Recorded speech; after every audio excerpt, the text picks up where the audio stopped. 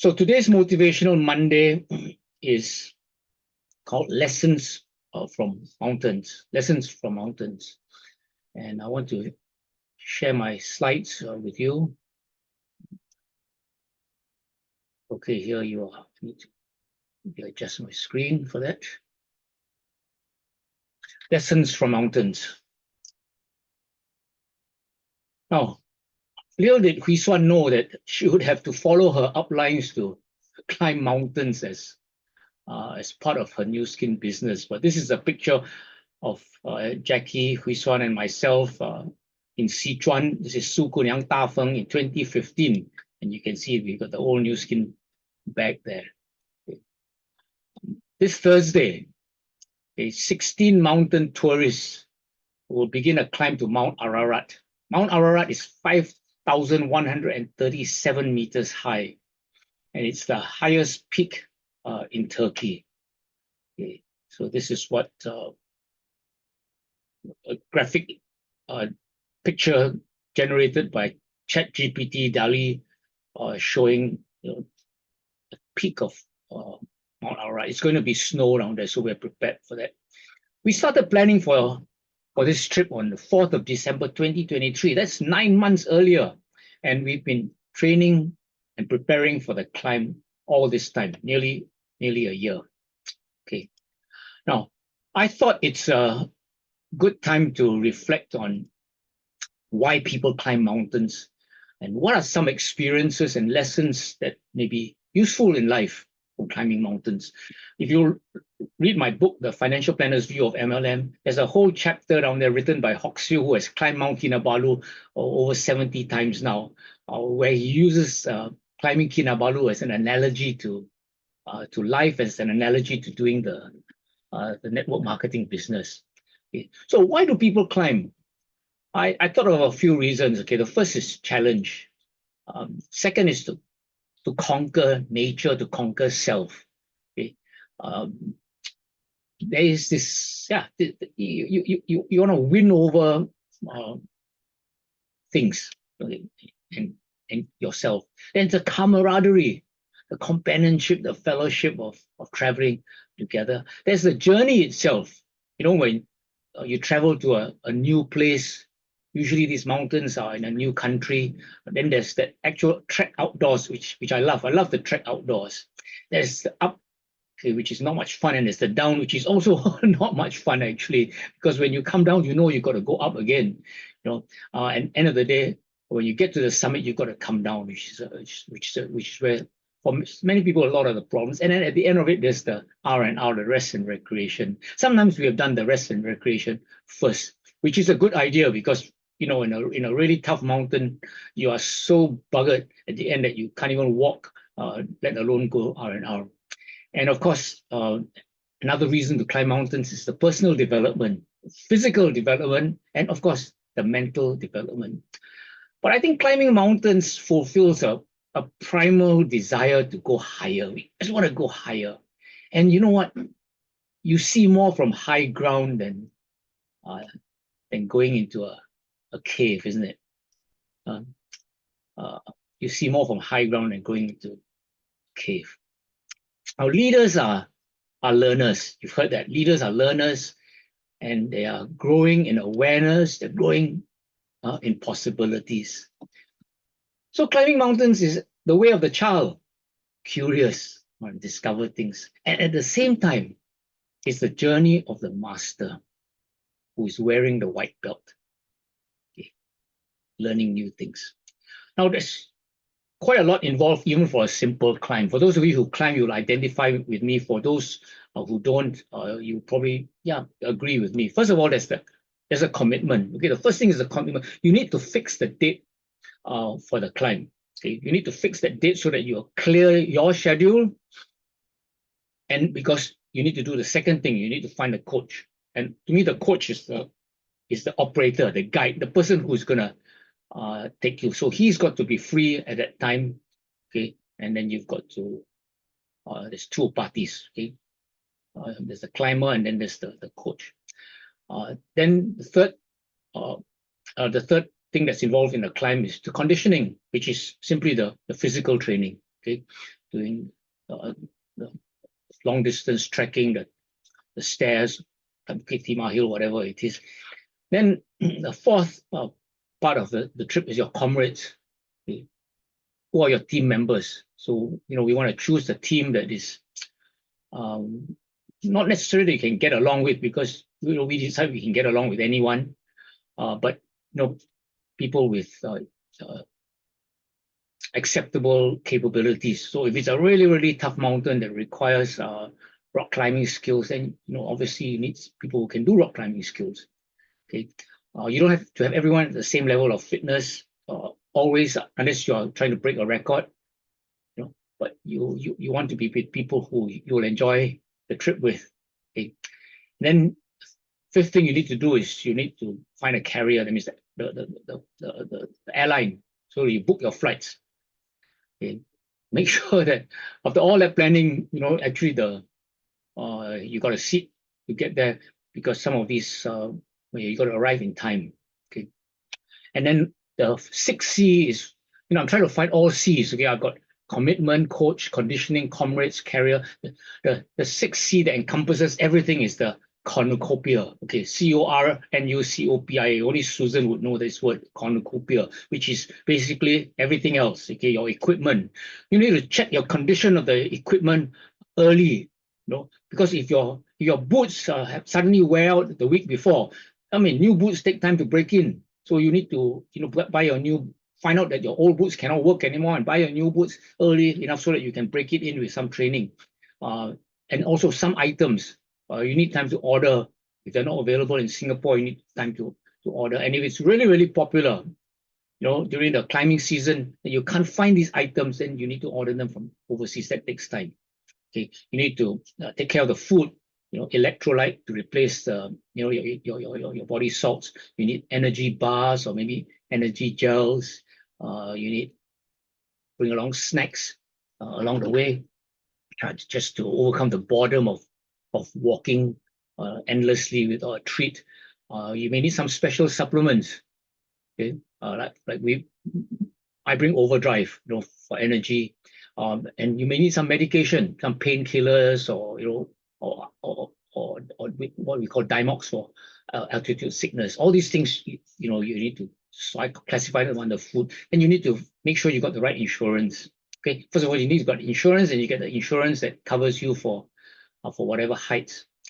Because in some conditions, if you got oxygen problems or breathing problems, you need to be evacuated by helicopter. It can cost a lot of money, and so you want to have the insurance for that. And then hotel accommodation. You want to book your hotel so that when you come down, you've got, we're all staying right in the same place.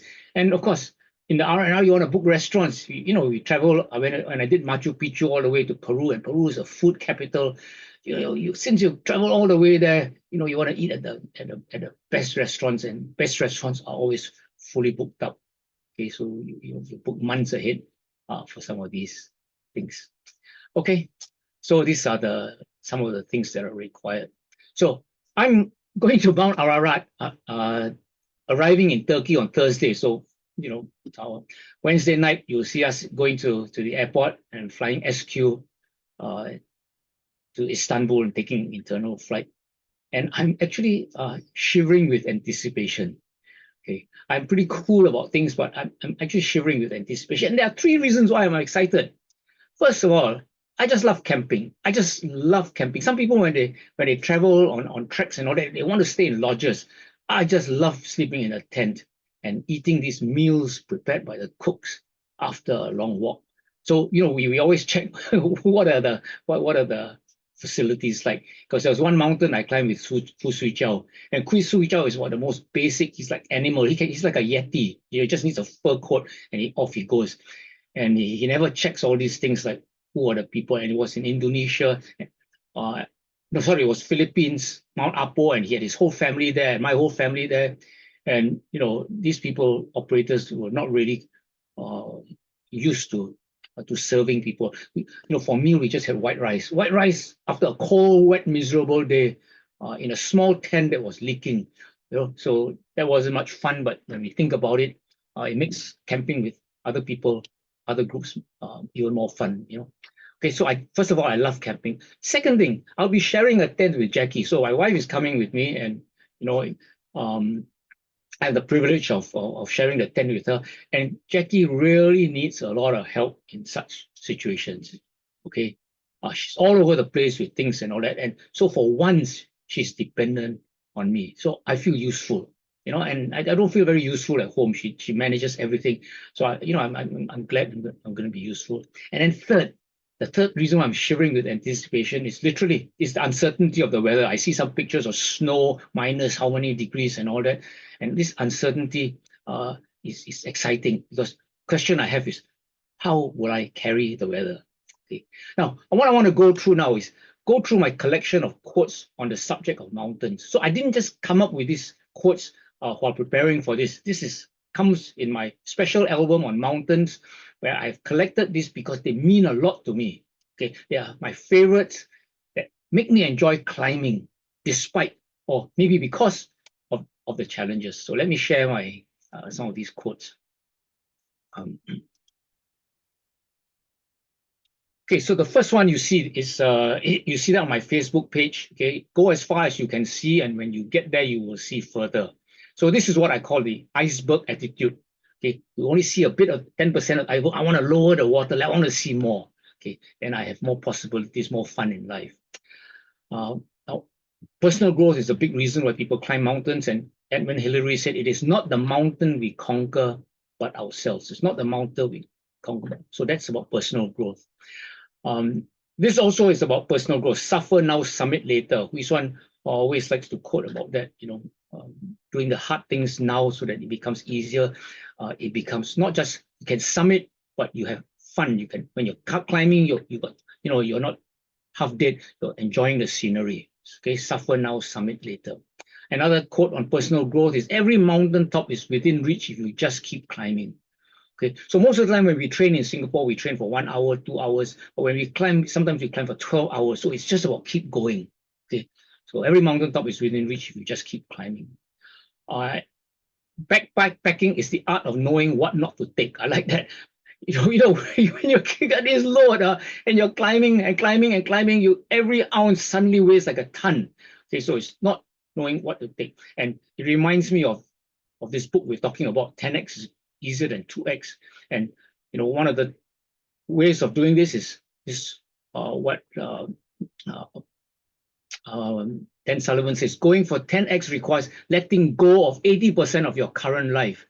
Okay, so it's about letting go. It's about backpacking is about not bringing everything, okay, the kitchen sink and all that, because you can't carry all that. It is impossible to walk in the woods and be in a bad mood at the same time. It's just so lovely to go there. Why is this personal growth? Because it's about your mental health. Okay. John Muir said, in every walk with nature, one receives far more than he seeks. It's just something that being outdoors does to you. This is a lovely quote on camaraderie. Life tip: hang out with people who make you forget to look at your phone. There's no Wi-Fi out there. Sometimes you run out of battery, and you're just with each other. That's so wonderful. What a lovely picture. There is no Wi-Fi in the forest, but you will find a better connection. Yeah, he's talking about finding a better connection with nature, finding a better connection with God, finding a better connection with each other. Okay.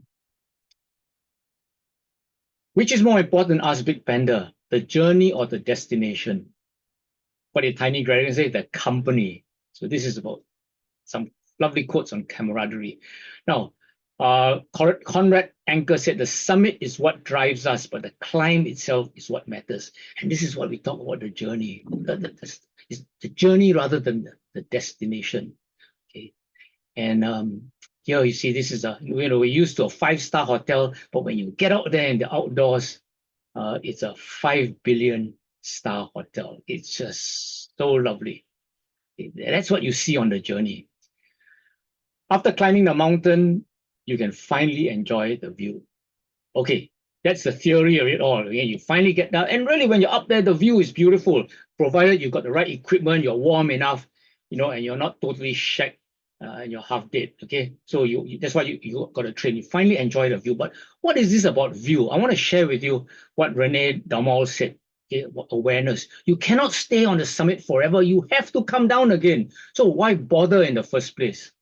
Just this. What is above knows what is below, but what is below does not know what is above. One climbs, one sees. One descends, one sees no longer, but one has seen. So this is an experience that will be with you forever. One sees no longer, but one has seen. This is like my first picture about the iceberg attitude. You have seen more. Okay. Then finally, it's an opportunity of knowing God, the God who created the mountains, the God who created the nature, the God who will give you strength.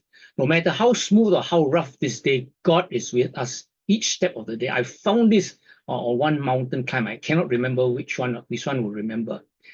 And then this, why St. Bernard's, the stories, the St. Bernard's, and inside here there's whiskey, okay? They go there to rescue the climber that's stuck out in the snow. And this quote says, God's righteousness is like a mighty mountain. God's righteousness is like a mighty mountain. Okay, that's the last few lovely quotes, my favorites. The mountains are calling and I must go. So he's been calling me for 9 months. And well, actually, I climbed earlier this year, but not Ararat. Okay. And Jack Kerouac said, because in the end, you won't remember the time you spent working in an office or mowing your lawn. So climb that goddamn mountain. Okay, go out there. And Dr. Seuss, of course, this is what I'm going to share with Isaac, who's 1 year old now. You're off to great places. Today is your day. Your mountain is waiting. So get on your way. It's lovely, isn't it? Okay. Now, climbing mountains is actually an analogy on how we live lives striving for meaning and success. Okay. So it really has everything to do with how we live our lives. And, after I prepared this Motivational Monday last Saturday night, actually at night I happened to watch this. I wanted to watch this film with Gail, but Gail was too tired. So I watched it alone. It's called Mountain Queen, The Summits of Lakpa Sherpa. Watch it on Netflix. And this movie was actually recommended by Shami, who is climbing, a new mountain of her own, fighting tongue cancer, which is why she shared me this. And, what is it said about the mountain, about this movie? One guiding principle of this film was to take a wider view of what it means to climb. Not just the literal mountain. The mountainous metaphor became part of our visual storytelling, not just the literal mountain, but the emotional mountain, the mountains of the mind and heart. For Sherpa, bringing her story to the Netflix audience is just another way she hopes to inspire others. Never give up, she writes on her website. Keep going and follow your dreams, no matter what. We make our own world. Don't try to do everything, but do what you love, and someday you might climb your Everest. Okay, someday you might climb your Everest. So go away and reflect. Okay, go away and reflect. How is climbing mountains a good analogy on how you live your life striving for the top, especially on the occasions when you fail to summit?